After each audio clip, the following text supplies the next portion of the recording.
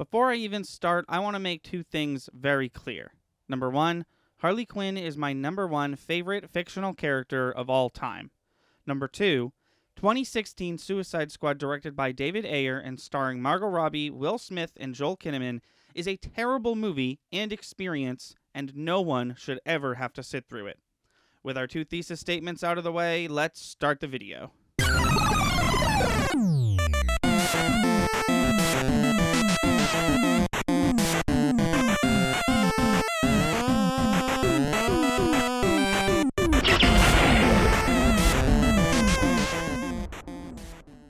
So, I don't need to sit here and tell you how much Suicide Squad sucked. If you've seen it, you know. If you haven't, congratulations, you've yet to sit through the absolute worst that the DCEU has to offer. Feel free to spend the 2 hours and 17 minutes doing something productive with your life, like speedrunning the original Demon's Souls. Suicide Squad is a textbook example of taking nothing from the source material and, once again, turning the world of DC Comics into a gritty, moody, gray, realistic version of its former self, with the world's biggest air quotes around realistic. It's bad for all the reasons that most bad superhero movies are bad. At the helm of this monstrosity is one Mrs. Margot Robbie, and the character she's portraying one Miss Harley Quinn.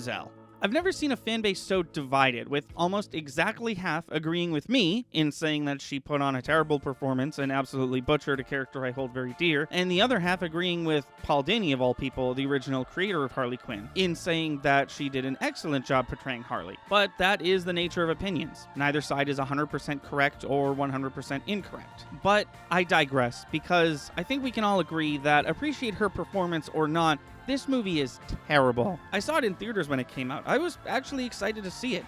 It felt like a breath of fresh air and a welcome departure from the usual punch face, let's see who goes harder until one of us passes out DCEU movies we've seen up until that point. But the end result ended up being one of my least favorite movies of all time. One that mishandled my personal favorite character, and one that I hoped would never receive a sequel.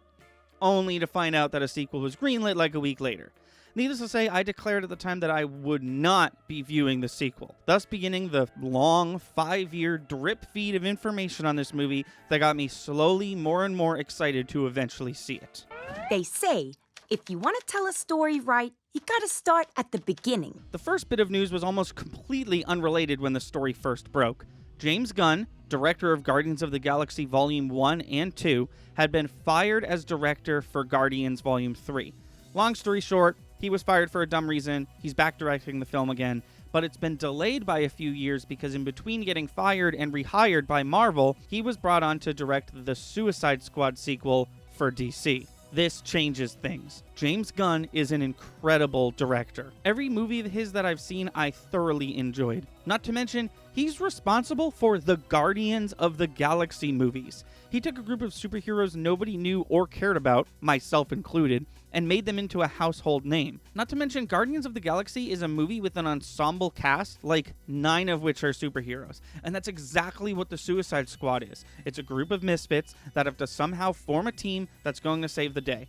Also, sorry David Ayer, I've only seen one of your movies and, well, it sucked. Next was the news that James Gunn's Suicide Squad movie would be a soft reboot rather than a direct sequel. Soft reboots are interesting. They're basically a studio's way of saying, okay, the first one wasn't great, but we do like some of it. Let's keep the sequel movie in the same continuity, but maybe separate this film from the last one. A perfect example of a soft reboot is Mad Max Fury Road, which is an excellent installment into the Mad Max franchise, and one that a lot of people say is the best one. But it's also a movie that a lot of people who have never seen a Mad Max movie before really enjoyed, once again, myself included. It starred Max, for sure, and was set in the Mad Max universe, but you're not going to be lost watching this one and not the ones that came before it, which holds true to the new Suicide Squad movie. James Gunn literally said on Twitter that you do not have to watch David Ayer's Suicide Squad in order to enjoy this one. Next came the news that Will Smith was out and Idris Elba was in.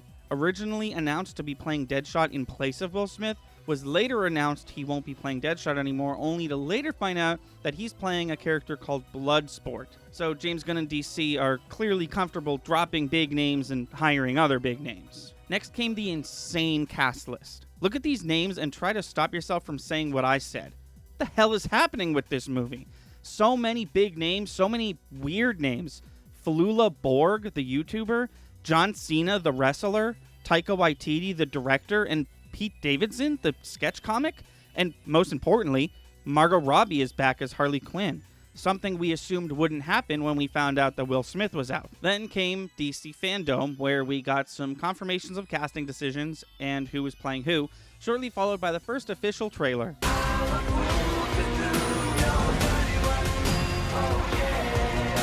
And man, did this trailer deliver. It was awesome. It didn't drag on, didn't focus on one character too much, showcasing everything that will be different and, hopefully, better than its predecessor. Let's get into some of the specific reasons why I'm so excited. James Gunn is an incredible director, if it wasn't already clear that that's what I think. Some of his best movies are indie movies, movies with a small budget that he made because he wanted to.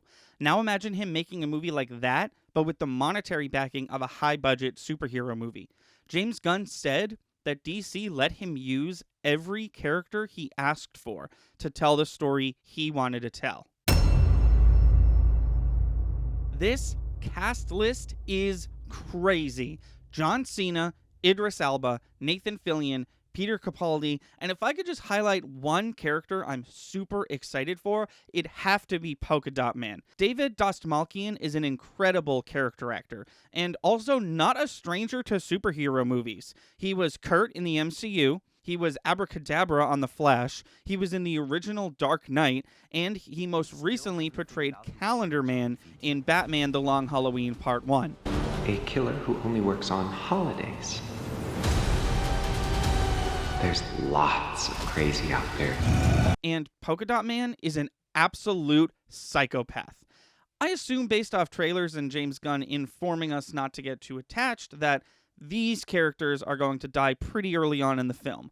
These characters are either not typical Suicide Squad regulars, not featured in the trailer as much as others, or played by actors that don't quite fit. Pete Davidson stands out, for example, as someone who doesn't typically get cast in these type of movies. So it wouldn't be unrealistic if he took a small role that took less than a week or so to shoot for. Since DC rebooted itself with Man of Steel in 2013, there's been 11 DC movies. I've seen all of them except Joker, and out of the rest of them, I only enjoyed these ones.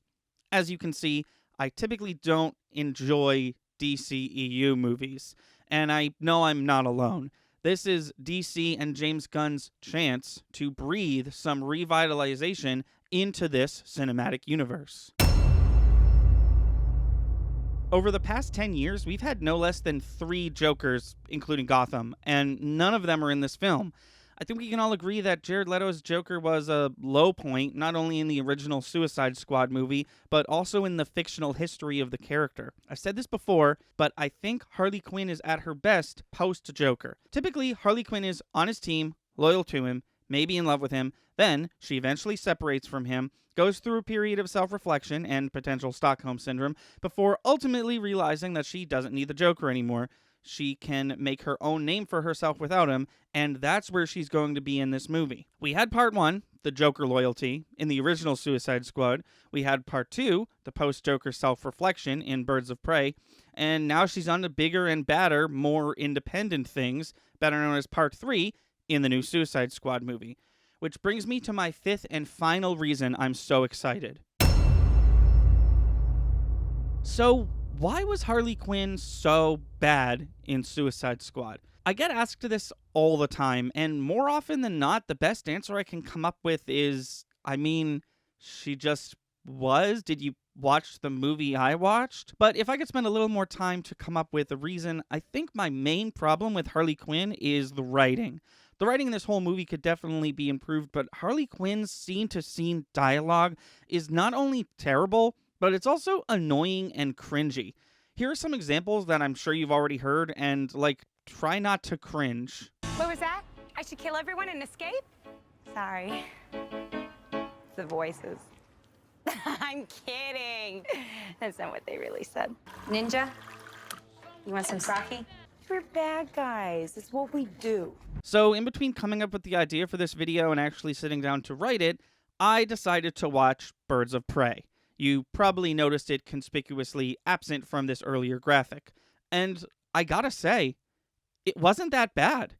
A lot of my issues with the character of Harley Quinn are resolved. For one, I had a whole section in the previous version of this video about how sexually objectified Harley is in Suicide Squad, but that's totally gone in Birds of Prey. Harley is pretty naked all through Suicide Squad, not to mention that these shorts that she's in for 70% of the movie barely qualify as underwear in the length department. But clearly someone, probably Margot Robbie, complained and the powers that be listened. All of her outfits in Birds of Prey aren't just less revealing, they also fit the character. I'd even go as far to say that Birds of Prey is another successful entry in the DCEU to accurately depict themes of women empowerment. And taking it over to James Gunn's Suicide Squad, her outfit is exactly what I would have done. It honestly reminds me of her default costume from Injustice 2. I think my biggest takeaway from Birds of Prey is that Margot Robbie isn't the biggest problem with Harley Quinn. I think she can do the character justice, she just hasn't yet.